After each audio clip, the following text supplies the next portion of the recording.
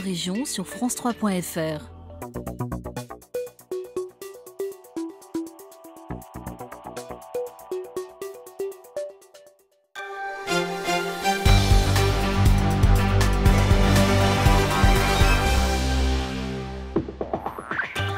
Madame, Monsieur, bonsoir et merci de votre fidélité au 19-20. Dans l'actualité régionale, ce soir, nous verrons comment Grenoble, ville écologiste par excellence, accueille les futures éco-pastilles proposées par Ségolène Royal, ministre de l'écologie. Nous irons à Thonon-les-Bains, en Haute-Savoie, où s'est ouvert le procès de l'accident à ski d'une fillette de 5 ans, décédée en mars 2013 après avoir percuté les barrières de protection d'un bassin de rétention d'eau dans la station de Morzine. Et puis vous entendrez le témoignage de ce jeune Savoyard tombé dans une crevasse sur un glacier en Suisse. De la chute à l'arrivée des secours, sa caméra a tout filmé. Il s'en est sorti avec beaucoup de sang-froid, vous verrez. Carole Gessler prendra le relais à 19h30 pour l'édition nationale. Elle reviendra sur la démission de Sepp Blatter, président de la FIFA, une information qui vient tout juste de tomber. Et puis bonne nouvelle pour tous ceux qui sont locataires de leur logement, les prix des loyers sont à la baisse. 1,5% en moyenne, surtout avec une tendance encore plus forte pour les petits appartements. 17 régions sur 22 sont concernées. Elles feront donc leur apparition sur toutes les voitures en janvier 2016. 7 pastilles différentes en fonction des émissions polluantes des véhicules. Une annonce de Ségolène Royal, ministre de l'écologie aujourd'hui, qui souhaite soutenir les villes volontaires. Et parmi elles, Grenoble se dit prête à mettre en place ce dispositif. Christian Deville, Jean-Christophe Solari. Maire écologiste d'une des villes les plus polluées de France, Éric Piolle ne pouvait pas laisser passer l'occasion de conforter Grenoble dans son rôle d'exemple. En 2013, Grenoble a enregistré 54 jours de pic de pollution. Ce qui est intéressant, c'est qu'aujourd'hui, on est sur le tout ou rien. C'est-à-dire que ou bien tout le monde circule, ou bien on passe en circulation alternée. Donc là, ça permet de créer finalement une dynamique positive. Le 9 juin prochain, une réunion est déjà prévue avec la préfecture et la métropole pour discuter des différentes dispositions à mettre en place selon la couleur des vignettes. On parle beaucoup d'autoriser les voitures les moins polluantes à circuler sur les couloirs de bus, mais à Grenoble, ces couloirs sont déjà saturés. Il va falloir jouer sur autre chose. Sur l'accès, je crois que c'est ça qui est fait dans plus de 200 villes européennes. Donc il y a un côté sur l'accès, un côté sur la tarification du stationnement. Je crois que c'est ces éléments-là qui peuvent être structurants et qui permettent d'inciter à adopter le bon mode de transport pour son besoin. Chez les cyclistes grenoblois, dont le nombre a augmenté de 25% en un an, l'annonce de Ségolène Royal est plutôt bien accueillie. Les automobilistes, eux, sont plutôt partagés. C'est pas aujourd'hui que le Français lambda il va s'acheter une voiture à 35 000 € pour rouler écolo. Donc c'est peut-être pas le moment de mettre ça quand tout va bien, que la crise est passée, peut-être que ça sera le moment. Là pour l'instant les Français ils ont besoin de boulot et pas de pastilles. Dans l'avenir c'est une très bonne initiative, sauf qu'il faudrait baisser le prix des véhicules. Ça se fera pas, je pense pas. C'est ce que je pense. Beaucoup de choses qui se disent et qui se font pas, donc ça va continuer. L'abandon de l'écotaxe est bien entendu encore dans tous les esprits. Mais pas sûr que ces pastilles, de 0 pour les véhicules électriques à 6 pour les voitures essence et diesel d'avant 1996, connaissent le même sort. En France, on estime à plusieurs dizaines de milliers le nombre de morts dus à l'exposition aux particules fines émises par les pots d'échappement. La pollution de l'air qui a fait l'objet d'une étude dans la vallée de l'Arve, une étude commandée par la municipalité de Sallanches. Cet hiver, elle a fait mesurer le taux de pollution dans une école de la ville. Les résultats ont été rendus publics ce matin. Ingrid Pernet-Duparc et Serge Vorette. Les études ont été menées dans 2 classes de primaire de l'école de Saint-Martin, école de la ville qui par ailleurs est située la plus proche de l'autoroute. Pour effectuer ces analyses, il a fallu attendre un pic de pollution et ce fut le cas entre le 12 et le 18 février dernier, en pleine vacances scolaires. Les résultats sont donc assez spécifiques. En l'absence de toute activité dans l'école, on a quand même un transfert très important depuis l'extérieur vers l'intérieur. Donc là, ce qu'on mesure, c'est des particules fines, mais elles viennent bien évidemment de l'extérieur puisque les portes et les fenêtres sont fermées, mais il n'y a pas d'activité, il n'y a pas de cré, il n'y a pas d'activité de cantine éventuellement, ni d'activité scolaire. Voilà. Ce qu'on mesure, c'est vraiment ce qui vient de l'extérieur. Et il y a quand même 15 microgrammes par mètre cube. Ce qui n'est pas négligeable ? Non, ce qui n'est pas négligeable. Non, non, non, non. En l'absence de tout occupant, c'est vraiment pas négligeable. Et pourtant, 15 microgrammes de particules fines au mètre cube, c'est en dessous des valeurs guides de l'Organisation mondiale de la santé. Alors, acceptable ou non? Le maire de Sallanches ne pose pas la question en ces termes. Ça ne nous fait pas sauter de joie forcément parce qu'il y a encore du travail à faire. Mais aujourd'hui, on va pouvoir dire à nos enfants, mais à nos parents et aux éducateurs que c'est une vraie analyse scientifique et ce n'est pas une illusion politicienne ou de gens qui veulent exister sur ce fléau.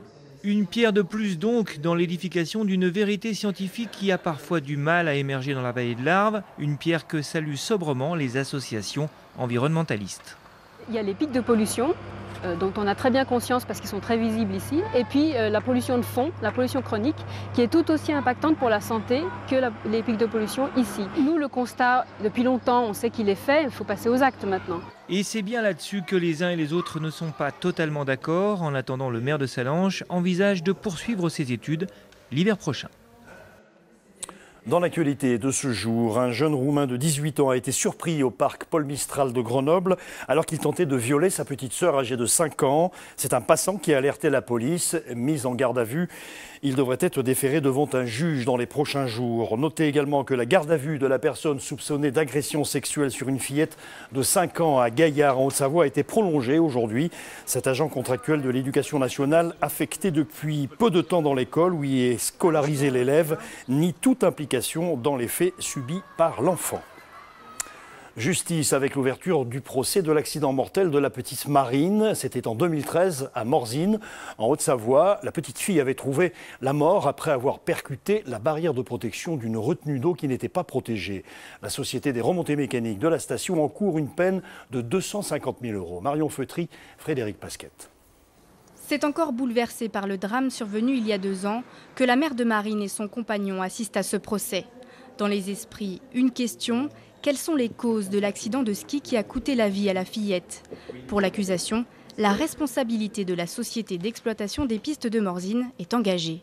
Notre rôle à nous, en agissant en justice, c'est à la fois d'apporter la réparation qui est nécessaire, mais ensuite de tirer le tocsin et la sonnette d'alarme pour ceux qui ont la responsabilité de l'aménagement des pistes et de la sécurité, de façon à ce qu'ils tiennent compte de tous ces paramètres, de façon à ce qu'on évite au mieux, on n'évitera pas tous les accidents, mais qu'on évite au mieux des drames de ce genre qui, là, franchement, un simple filet de sécurité, il n'y avait pas de drame, il n'y avait pas de mort. Le 4 mars 2013, la petite Marine Weber, 9 ans, descend cette piste bleue réputée difficile pour les débutants. Très vite, elle perd le contrôle et vient percuter ses barrières en bois. Son casque ne suffira pas à éviter le traumatisme crânien dont elle décède 1h30 plus tard. Alors cet endroit était-il suffisamment protégé? C'est la question au cœur des débats cet après-midi. Dans notre dossier, il faut bien le dire, il n'y a jamais eu d'accident à cet endroit-là. Depuis 1934, il y a une exploitation de ce secteur sans qu'il y ait eu le moindre accident. Alors évidemment, quand on prend connaissance d'un accident, il me paraît impératif, sauf à être, j'allais dire, complètement absent du problème de sécurité, de prendre des mesures adaptées. Mais ce n'est pas pour autant une reconnaissance antérieure d'une quelconque faute, qu'on soit bien d'accord là-dessus. Au tribunal de déterminer si la société du téléphérique de Morzine-Plénay a commis une faute ou une négligence. Le procureur a requis la relaxe. Le jugement a été mis en délibéré au 7 juillet. L'audience est ouverte. Et je vous invite maintenant à consulter notre site alpes.france3.fr pour l'info en continu bien sûr. Et puis cet article notamment sur un réseau de pilleurs de caves démantelés en Isère et d'autres départements du Sud-Est. Une vingtaine de cambrioleurs ont été arrêtés. Ils volaient des grands vins, des voitures et des œuvres d'art. Objectif baccalauréat pour près de 34 000 lycéens de l'Académie de Grenoble. Bac général, pro ou technologique, ils seront sur le pont dans une quinzaine de jours maintenant pour les premières épreuves. L'an dernier, le taux de réussite était particulièrement élevé à Grenoble, 4e ville de France en termes de réussite. Damien Morelli. Il reste le sésame, le tremplin avant les études supérieures. Cette année, le marathon du bac débute le 17 juin avec, comme toujours, la plus cérébrale des épreuves, la philo, et s'achèvera le 7 juillet avec la publication des résultats. L'Académie de Grenoble compte cette année 18 466 candidats au bac général, 8 824 au bac professionnel et 6 408 au bac technologique. En 2014, plus de 91% des candidats avaient décroché le bac plaçant l'Académie de Grenoble en 4e position nationale. Une réussite particulièrement élevée au bac techno avec 94,3% de lauréats, 93,4% pour le bac général et 84,7% pour le bac techno. Et cette même année, plus de la moitié des candidats ont même obtenu une mention. Parmi les 33 698 candidats de l'Académie, les plus jeunes sont âgés de 16 ans et c'est en Savoie que se trouve le vétéran, 62 ans.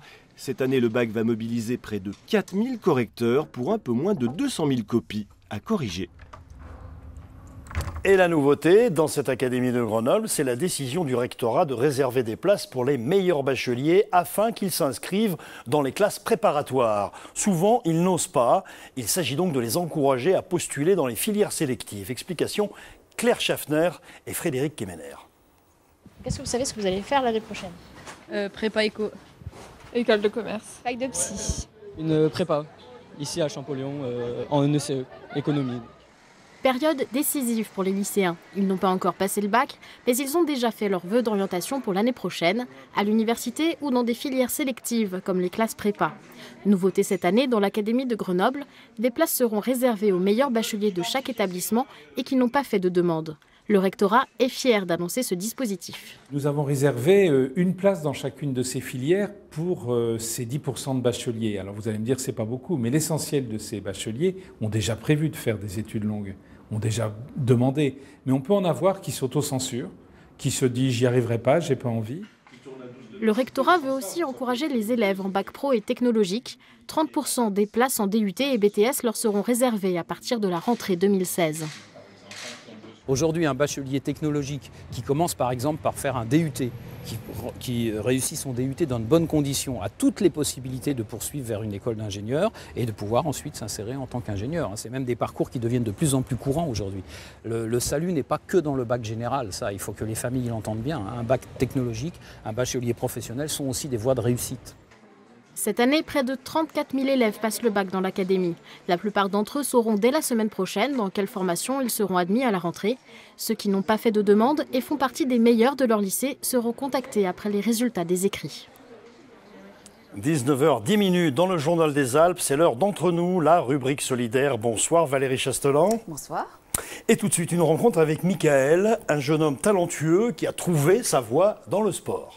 Alors, Michael a 24 ans, il habite la Mure au-dessus de Grenoble et il est champion de France de boules lyonnaises en sport adapté car Michael est trisomique et le sport a littéralement changé sa vie. Et aujourd'hui, il a conquis son indépendance, il travaille et il s'entraîne dur en ce moment pour les prochains championnats de France qui auront lieu pour la première fois à Paladru les 13 et 14 juin prochains. En attendant, on l'a rencontré. Rencontre signée Céline Aubert-Aigré et Antoine Marnas. Allez, accompagne, t'accompagne pas ta boule. C'est tout à la fois un sport d'adresse et d'effort. Pour entrer dans le jeu, Michael se lance, rapide et concentré. Le jeune homme trisomique est un champion dans sa catégorie, le meilleur dans sa discipline. C'est bien. Essaye de bien accompagner ta boule. Allez. Ouais. Michael, c'est un moteur parce que, en fin de compte, on l'a vu progresser, il a progressé, maintenant il a un certain niveau et les autres, ils ont envie de faire pareil. Les autres sportifs, les autres boulistes, ils ont envie d'arriver à progresser et à faire comme lui et même à le dépasser, quoi. Leur objectif, c'est aussi ça, c'est ce qui les fait aller de l'avant, quoi. Voilà, dépasser, être plus fort que lui. Et lui, ce qui le fait avancer aussi, c'est de se dire, attends, derrière, il y a du monde et il faut que je me batte. Michael Brachet est champion de France de boules lyonnaises, sport adapté. Il joue en D2, une catégorie pas très éloignée de la pratique des valides. À la Mure, dans sa chambre, le jeune homme collectionne les trésors. Un nombre impressionnant de coupes et de médailles. Je peux le faire, c'est celui-là. Et pourquoi c'est celle que tu préfères? Eh ben, j'ai été champion. C'est un bon souvenir? Oui. Ah ouais, celle-là, elle est magnifique. Le jeune homme pratique le ski et le tir à l'arc, mais c'est enfant qu'il débute la boule lyonnaise avec son père. Lorsqu'il se licencie au Club des Bains il y a 10 ans, très vite, ses entraîneurs devinent en lui une graine de champion. Bah oui, il m'étonne beaucoup, hein. C'est super, quoi. Je veux dire, jamais j'aurais pensé qu'il puisse arriver à un tel niveau, quoi. il est extraordinaire. Pour ce jeune homme timide, âgé de 24 ans, la compétition a été le chemin vers l'autonomie. Je travaille et j'ai un salaire. Chaque jour, Michael se rend au travail dans les ateliers de l'AFIPAIM, une association d'insertion pour les travailleurs handicapés. Une vie normale, la compétition en plus. Le 13 et le 14 juin, Michael va défendre son titre à Paladru. C'est la deuxième fois que de tels championnats de France sont organisés. Preuve que la boule lyonnaise s'ouvre de plus en plus au sport adapté. C'est une victoire, on est arrivé parce qu'on s'est adapté à, c'est le cas de le dire, on s'est adapté à eux. Eux, ils sont adaptés également à notre discipline et c'est une victoire. Surtout que les clubs fleurissent de plus en plus dans le département et en France également, puisqu'on en a profité au niveau France de monter une commission nationale du sport adapté. En Isère, il y a désormais une trentaine de disciplines ouvertes au sport adapté. Moins médiatisé que le handisport, le sport pour déficients intellectuels a plus de mal à se structurer. Son défi est pourtant le même, changer le regard des valides dès le plus jeune âge. Et on sera tous derrière le petit brachet, comme on l'appelle là-haut à la Mure, hein, les 13 et 14 juin à la Mure. On passe maintenant à un documentaire de 45 minutes, Valérie, un film intitulé « À l'école de la différence ». Oui, Daniel, c'est un film qui a été tourné par les Isérois Michel, Bernard et Grégory Dalmolin, une histoire de famille. Et il est en finale du festival Deauville Green Award dans la catégorie handicap et action humanitaire. Ils sont allés à la rencontre d'enfants malades, en situation de handicap ou de parents demandeurs d'asile, et de ceux qui les accompagnent sur ce parcours à l'école. Alors, on va en voir un extrait. Il s'agit de Noémie qui est en fauteuil. Noémie est scolarisée en première au lycée et on va voir un échange avec ses camarades de classe. On écoute Noémie et ses camarades. Après, tu sais, on n'est pas là que pour rigoler avec toi, on est là aussi si tu as des problèmes, ou sinon on a des problèmes, on peut très bien venir vers toi, ou tu peux très bien venir vers nous et raconter tes problèmes. Enfin, j'ai pas envie d'imposer mes problèmes aux autres parce que après on va dire que je suis une emmerdeuse. Tu vas pas passer du tout pour une emmerdeuse ou alors on est tous des emmerdeurs parce qu'on se plaint aussi à nos amis. Quand on a un problème, on aime bien en parler parce que souvent ça nous fait du bien et justement tu peux venir à n'importe quel moment. Vive les emmerdeuses, Daniel. Alors, il sera projeté ce film le 11 juin en sélection officielle, en piste donc pour le Trophée d'Or. Et puis, Daniel, est-ce que vous connaissez les conférences TEDx? Oui, parce que vous me l'avez expliqué tout à l'heure. Alors, ça vient des États-Unis. TED, ça veut dire Technology, Entertainment et Design. En fait, c'est fait pour répandre des idées, des belles idées, sciences, philosophie, art. Et ces TED sont arrivés en France en 2009 et puis à Grenoble depuis 2013.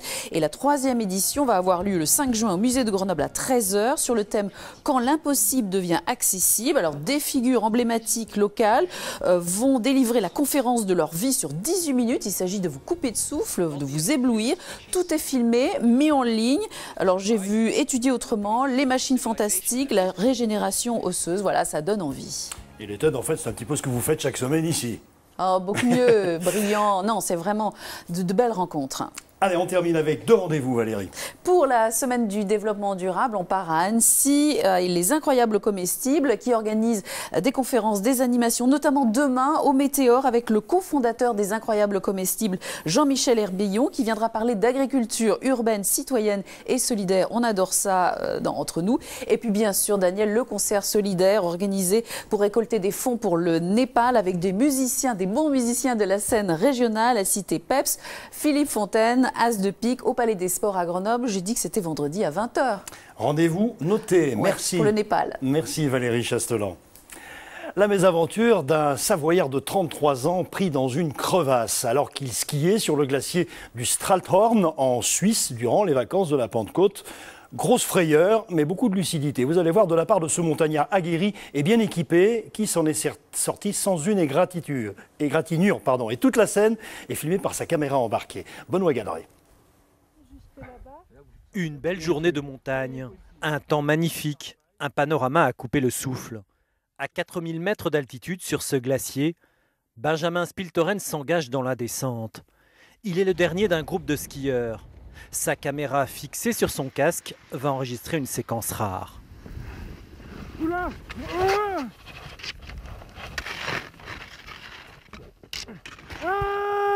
Je comprends très bien ce qui m'arrive. Je comprends très bien. J'ai cru que j'allais mourir, clairement. Je me suis dit, tiens, c'est comme ça, c'est aujourd'hui. J'ai les skis dans le vide et je vois sous mes pieds vraiment un gouffre. Alors, je ne sais pas si c'est moi qui lâche, ou si je glisse, ou si la neige s'effondre, je ne sais pas trop. Mais là, je tombe. Et je glisse sur 5-6 mètres peut-être plus bas dans la crevasse. Et je suis arrêté contre un mur de glace. Au secours! Je me doutais que, de toute façon, que ma voix allait être étouffée à cause de la cavité et de la crevasse. Je pensais bien, ouais. Mais bon, là, on appelle de toutes ses forces, autant qu'on a de la voix, ouais. Par chance, le skieur n'est pas blessé, mais il est désormais prisonnier des glaces. Impossible de remonter seul. Je suis sur de la neige très instable. Je sais pas, ça peut s'effondrer à tout moment à nouveau. Une des premières choses à faire dans ces cas-là, c'est s'assurer pour pas risquer une deuxième chute plus profonde dans la crevasse. Pour s'assurer, le skieur visse une broche dans la paroi. 30 longues minutes défilent quand soudain... Puis je vois dans le trou de la crevasse, je vois une tête qui me parle. À la surface, un guide suisse a entendu la voix du naufragé. Hé, fais gaffe! Il y a des ponts de neige partout! Avec le concours de ses clients, le guide aide Benjamin Spiltoren à sortir de la cavité. C'est la première fois que vous tombez dans une crevasse? Oui, et j'espère que c'est bien la dernière fois. Prévenus par le groupe, les secouristes préféreront évacuer le skieur vers un hôpital où il restera seulement quelques heures. Ils ont la soixantaine, voire la soixante-dizaine, et un point commun, l'amour de la danse et de la vie sans se prendre au sérieux. Leur collectif baptisé Les Ouf propose un spectacle intitulé « Vous reprendrez bien une petite danse » à voir au Théâtre 145 de Grenoble en fin de semaine. Jean-Christophe Pain et Yves Mariglot. Nous sommes les vieux qui déconnent.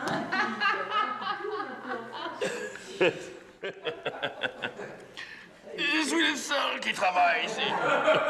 Moi, je suis une vieille heureuse. Je ne peux pas dire autrement. Et voilà, c'est ça le but de la vie quand même, à quelque part, de le vivre bien. Hein? Et c'est sûr, la danse aide beaucoup. Hein?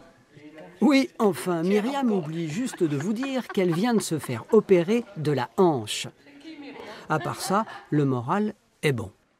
Le corps, il a quelques petits maux, hein? Mais ça passe. Quand on est sur le plateau, ça part. Quand on sort, c'est douloureux. Christophe, Françoise, Anne-Marie et Martine pratiquent une danse très contemporaine. À New York, Myriam fut l'élève du célèbre Merce Cunningham. À Grenoble, c'est elle qui a appris à danser à Jean-Claude Galota. On se cache derrière rien, on a notre corps et puis il est comme il est. S'il a une cheville en vrac, il a une cheville en vrac. Et puis on fait avec. Et c'est ça qui est bien, c'est faire avec. On trouve des petites choses. Quand j'ai eu 14 ans, j'ai eu 2 amants. Bon, c'est pas très catholique, je sais, mais c'était comme ça. Ce que les oufs nous transmettent, c'est leur vécu, riche ô combien. Une histoire d'amitié aussi. C'est Jean-Claude Galota, justement, qui les fit se rencontrer lors de son fameux spectacle « 3 générations ». Et son petit copain, tombé amoureux de la même fille.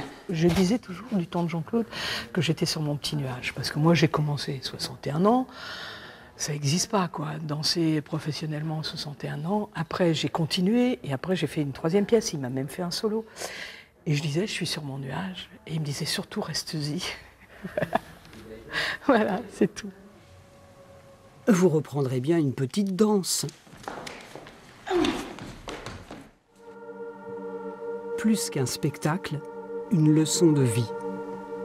Une expérience d'harmonie. Comme dit si bien Myriam, on n'a plus rien à prouver, juste prendre le pied.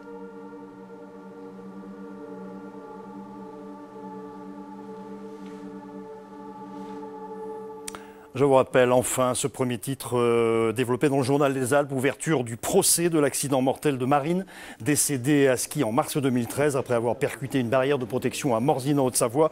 La station encourt une pelle allant jusqu'à 250 000 €. Le jugement a été mis en délibéré à la mi-juillet. Et puis la personne qui est en garde à vue, soupçonnée d'agression sexuelle sur une fillette de 5 ans à Gaillard en Haute-Savoie.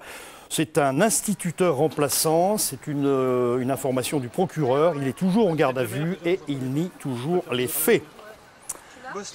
Voilà pour l'information régionale, à retrouver autour de 23 h dans le Grand Soir 3 et son supplément régional. Dans un instant, c'est Carole Gessler pour l'édition nationale. Je vous souhaite une très très bonne soirée sur France 3 et à demain, 19 h. Bonsoir.